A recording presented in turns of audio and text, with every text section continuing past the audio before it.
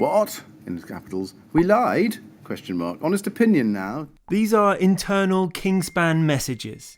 Staff chatting privately about how their flammable insulation passed a fire test. Yeah, all lies, mate. All we do is lie in here. I've shown you that because although it's not particularly literary, it's certainly clear as to what it's saying.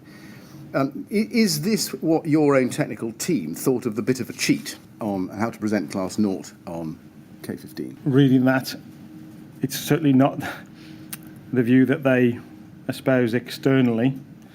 And it was very disappointing to read that from my perspective. The WhatsApp interchange took place in 2016, 8 months before the Grenfell fire, and while Kingspan had been selling their flammable insulation on high-rise buildings for years. When he says on page 2, does Mr. Chalmers, that all we do is lie in here, I mean, these messages were clearly never meant to see the light of day.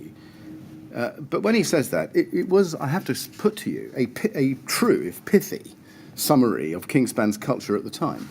I don't believe that's true at all. That was what was happening in your technical department under your tutelage. No, I disagree with that, absolutely.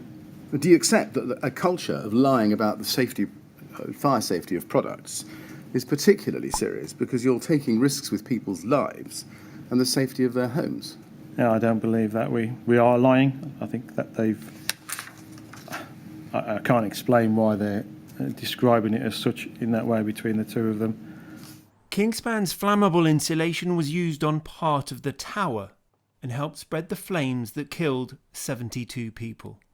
The inquiry accused Mr. Pargeter of having a casual and reckless approach to fire safety, but even one of his employees at the time said Kingspan's interpretation of the building regulations was a bit of a cheat. And in an email 2 years before the fire, Kingspan boast how they are slowly educating the product approval body NHBC.